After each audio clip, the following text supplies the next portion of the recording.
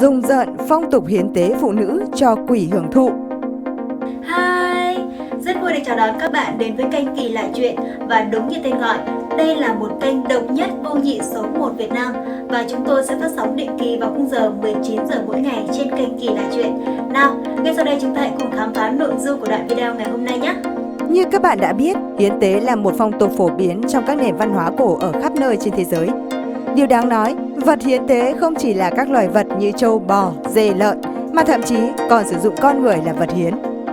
Việc sử dụng mạng người để dâng tế lên thần linh, quỷ dữ một cách rùng rợn này được coi là điều thiêng liêng và tỏ lòng tôn kính. Đặc biệt, hiến hết phụ nữ là một tục thường thấy nhất, diễn ra ở nhiều nơi và kéo dài cho đến tận bây giờ. Hôm nay Kỳ Lạ Chuyện sẽ giới thiệu tới các bạn những phong tục hiến tế phụ nữ khiến cả thế giới phải khiếp sợ. Nào, giờ hãy cùng theo dõi video này của Kỳ Lạ Chuyện nhé! Thứ nhất, hiến tế phụ nữ ở giếng thánh của người Maya. Trong đời sống tinh thần của người dân Maya thành ít ra, tôn giáo đóng một vai trò vô cùng quan trọng. Theo các văn bản cổ đại của người Maya ghi lại, khi thủy thần nổi giận, con người lại phải chịu nhiều tai ương đến từ hạn hán. Để làm cho vị thần trở nên vui vẻ, họ sẽ đưa vào giếng một cô gái đồng trinh chỉ mới 14 tuổi. Cô gái được tuyển chọn sẽ khoác lên mình một bộ đồ lộng lẫy, ngồi đợi trong miếu. Đứng cạnh cô gái là những chàng trai khỏe mạnh, tỏa sáng với một bộ giáp vàng và sẵn sàng đưa cô dâu của thần mưa tới giếng thánh an toàn. Nếu chỉ nghe thôi thì ai cũng cho rằng đây là những nghi thức hoành tráng của một vương quốc hùng mạnh nào đó để đón cô dâu về dinh. Nhưng không, thực sự thì lại tàn nhẫn không ai dám nghĩ đến. Người xưa quan niệm rằng cô gái này khi được vứt vào giếng sẽ trở thành người hầu của thủy thần, được ăn ngon, mặc đẹp và tận hưởng cuộc sống sung sướng, an nhàn. Hủ tục ám ảnh man dợ này không chỉ dừng lại ở những lần thủy thần tức giận gây ra hạn hán, mà ngay cả khi khí hậu quanh năm ổn định, không có hạn hán hay thiên tai, thì giới tăng lữ ở Maya cũng chọn một cô gái xinh đẹp để tỏ lòng biết ơn thủy thần.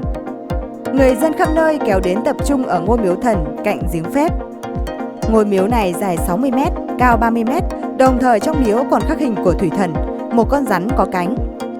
Buổi lễ sẽ bắt đầu vào lúc rạng sáng. Cô dâu tội nghiệp sẽ ngồi trong kiệu hoa trang trọng và được các pháp sư làm phép, chúc phúc. Họ còn cho cô gái uống một thứ nước ma thuật giúp an thần, giữ bình tĩnh. Sau đó, đoàn người sẽ rước cô gái tới giếng thánh trên một con đường dài 400 m. Khi tới nơi, cô dâu trẻ bị các chàng trai vệ sĩ tung lên không trung rồi rơi tự do vào giếng thánh. Một thảm cảnh không khác gì địa ngục trần gian, nhưng với người Maya thì lại là giây phút kính cẩn tỏ lòng. Lúc này tiếng trống nổi lên, đám đông sẽ nhảy múa hát hò. Những người giàu có sẽ ném vàng bạc châu báu xuống giếng để cầu xin sự bình an. Chúng ta có thể cảm nhận được mọi sự phản kháng của những cô dâu hiến tế lúc này đều là vô nghĩa. Chỉ một mình họ cũng không thể chống đỡ nổi định kiến và quan niệm lệch lạc của cả xã hội để cứu lấy cuộc đời mình. Một cuộc đời quá oan nghiệt. Thứ hai, thiêu sống vợ để tế lễ chồng.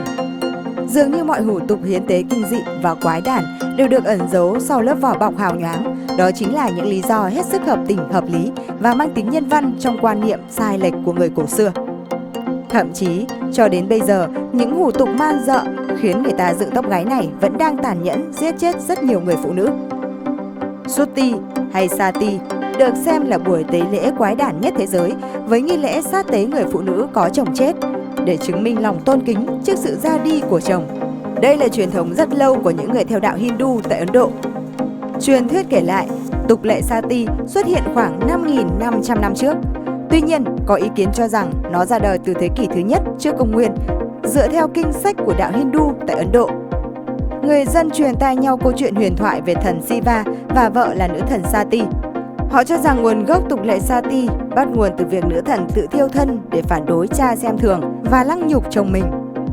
Sau này, tục lệ truyền thống của người dân cũng được đặt theo tên của nữ thần Sati như biểu tượng mang ý nghĩa hy sinh vì chồng. Theo lý thuyết, người vợ khi có chồng chết sẽ phải tự nguyện thực hiện nghi lễ để chuộc lại lỗi lầm cho hôn nhân của mình ở kiếp sau. Tuy nhiên, rất nhiều góa phụ buộc phải tự thiêu để thể hiện lòng tôn kính với cái chết của chồng. Nguyên nhân là do họ không có tiếng nói trong xã hội. Thậm chí, nhiều người còn bị dọa nạt, đánh đập dã man hoặc bị ép uống thuốc độc trước khi đẩy vào giàn hỏa thiêu. Khi ngọn lửa oan nghiệt bốc lên cao, bao quanh lấy thân thể của người góa phụ tội nghiệp, cũng là lúc dàn nhạc sẽ tấu lên những bài ca ca ngợi sự anh hùng của họ. Một bức màn quá hoành tráng để che đậy đi bức tranh đẫm máu về người phụ nữ. Dù đến nay tục lệ sati gần như không còn xuất hiện, nhưng Ấn Độ vẫn là quốc gia nổi tiếng với các hủ tục kỳ quái nhất thế giới, khiến bất cứ ai nghe đến cũng phải khiếp đảm. Thứ ba, thêu sống cô dâu ở Ấn Độ. Bạn nghĩ hình ảnh cô dâu trong ngày cưới luôn lộng lẫy và rạng ngời ư? Vậy thì hãy chuẩn bị tinh thần thép để theo dõi hủ tục kinh dị này đi. Nếu một cô gái đáng tội chết chỉ vì có làn da tối màu hay không có của hồi môn, thì không thể kể hết thế giới này đã có biết bao người phải chịu số phận nghiệt ngã này rồi. Trong thế kỷ 21, nhiều cô dâu tại Ấn Độ vẫn bị tước đoạt mạng sống theo cách man dợ nhất vì làn da tối màu hoặc thiếu của hồi môn. Hầu hết cái chết đều được ngụy trang bằng tai nạn hoặc vụ nổ. Đối với người dân Ấn Độ, của hồi môn hay dahe không đơn giản là tài sản mà còn là tượng trưng cho giá trị của cô dâu khi về nhà chồng. Dần dần, của hồi môn bị biến chất và trở thành gánh nặng cũng như lý do để hạ thấp giá trị người phụ nữ. Các cô dâu không có đủ của hồi môn sẽ bị nhà chồng bắt xuống dưới bếp. Mẹ chồng sẽ đổ dầu ăn lên khắp người cô dâu rồi tự tay châm lửa. Đương nhiên, cô dâu không thể chạy thoát trước cái chết tàn độc này bởi nhiều thành viên trong gia đình nhà chồng sẽ cùng thực hiện. Một số ít các cô dâu trẻ thoát chết nhưng cũng phải chịu cảnh thân tàn ma dại, bị tra tấn, ngược đãi, mắng nhiếc mà không dám đứng lên khởi tố. Không chỉ vậy, nếu các đôi nam nữ bị gia đình hoặc cộng đồng phản đối kết hôn, cả hai cũng sẽ bị thiêu sống để bảo toàn bộ mặt cho cả làng. Thậm chí, năm 2016, đã có một cô dâu Ấn Độ chỉ mới 22 tuổi bị nhà chồng nhốt vào phòng kín, tưới xăng và thiêu sống trong đó chỉ vì họ cho rằng chú rể phải chịu thiệt khi lấy một người vợ có làn da ngăm đen. Không ai dám nghĩ những lý do vô lý này lại chính là nguyên nhân dẫn đến cái chết oan ức và cay đắng của rất nhiều cô dâu. Nghe đến đây, chắc hẳn nhiều bạn cũng sẽ tự nhủ rằng hôn nhân đúng là nấm mồ phải không? Thứ tư, hiến tế phụ nữ cho trâu ở Ai Cập. Ai Cập cổ đại được xem là một trong những nền văn minh phát triển rực rỡ nhất trên thế giới.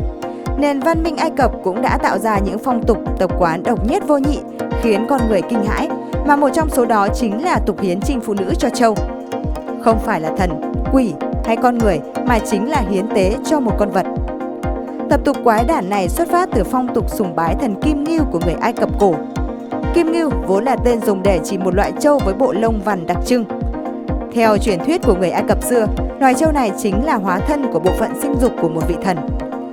Những con trâu này sau khi được sinh ra sẽ được đưa đến cho các thầy tư tế nuôi nấng cẩn thận với chế độ chăm sóc, ăn uống đặc biệt. Khi những con trâu này được 4 tháng tuổi, chúng sẽ được đưa vào một ngôi miếu có tên là miếu Kim Ngưu và ở đây trong 40 ngày. Và trong thời gian đó sẽ diễn ra lễ hiến chinh kỳ quái trong chính ngôi đền này. Chỉ có những người con gái còn trinh tiết mới được phép vào trong miếu và để thực hiện lễ hiến tế trinh tiết cho vị thần đáng kính. Họ sẽ khỏa thân đi vào trong miếu và dâng hiến cho con trâu trinh tiết của mình. Lần lượt từng người con gái sẽ làm điều này với một niềm tin sâu sắc rằng họ đang thực hiện nghĩa vụ và trách nhiệm tôn giáo của mình. Tuy nhiên, khác với sự man dợ của những tập tục trên thì nghi thức này có vẻ không quá tàn độc, vì bản thân các thiếu nữ Ai Cập cũng luôn coi tập tục hiến chinh này là một điều cao quý và thiêng liêng dành cho họ. Thứ năm, hiến tế trinh nữ cho các vị thần ở tộc Iwa. Có bạn nào ở đây đã xem bộ phim Like Cotton Twins của nữ đạo diễn Leila Zassi chưa nhỉ? Đây là bộ phim đã được đề cử cho giải phim viễn tưởng hay nhất thế giới tại Liên hoan phim Los Angeles, kể về tập tục Chokosi ở Ghana. Chokosi có thể hiểu là nô lệ của thần linh, một ý nghĩa khiến người ta không khỏi rùng mình. Việc trao các cô gái còn trinh cho các vị thần là một phần quan trọng của nhiều tôn giáo cổ đại. Ở Tây Phi, tục lệ này đã tồn tại ít nhất vài trăm năm. Sau đó, tập tục này đã lan rộng ở các quốc gia Cộng hòa Ghana, Cộng hòa Togo, Cộng hòa Benin, nơi có những tộc người Iwi và Fon sinh sống. Người Iwi tin rằng chỉ khi cúng nộp thể xác một cô gái tri nguyên trong gia đình cho thần linh thì tội lỗi mới có thể được gột rửa, tránh khỏi sự trừng phạt của các lời nguyền bí hiểm. Ở đây, con gái từ 10 tuổi trở lên phải có nghĩa vụ thay cha ông đền tội. Ví dụ, nếu một người đàn ông Iwi phạm phải tội lỗi như trộm cắp, ngộ sát, anh ta sẽ phải hiến con gái mới lớn của mình vào đền thờ, làm nô lệ cho thần linh. Các trinh nữ dần sống cuộc sống của một Chokosi hoàn toàn được điều khiển bởi một thầy tế trong ngôi đền. Các chocosi được hiến tế hầu hết đều dưới 18 tuổi. Thậm chí có những bé gái được dâng cho thần linh khi mới chỉ 2 tuổi. Một sự thật quá sức kinh khủng khi nghe tới. Nếu chocosi nào dám cả gan bỏ trốn mà bị bắt lại thì sẽ phải hứng chịu những trận đòn kinh hoàng. Nguyễn Du viết quả không sai, thương thay thân phận đàn bà, lời rằng bạc mệnh cũng là lời chung. Không chỉ trong xã hội phong kiến mà ngay cả khi vấn đề bình đẳng giới đang trở nên mạnh mẽ hơn bao giờ hết như bây giờ thì vẫn còn tồn tại những số phận đáng thương phải gánh chịu nhiều hủ tục rùng rợn và tàn độc. Cảm xúc của bạn thế nào sau khi theo dõi xong những phong tục hiến tế phụ nữ kinh dị này? Cùng chia sẻ cho mọi người cùng biết nhé! Đừng quên nhấn like, share và cho Kỳ Lạ Chuyện một subscribe nếu bạn thấy video này đã đem đến nhiều thông tin bổ ích nhé! Còn bây giờ, xin chào và hẹn gặp lại trong những video tiếp theo nhé!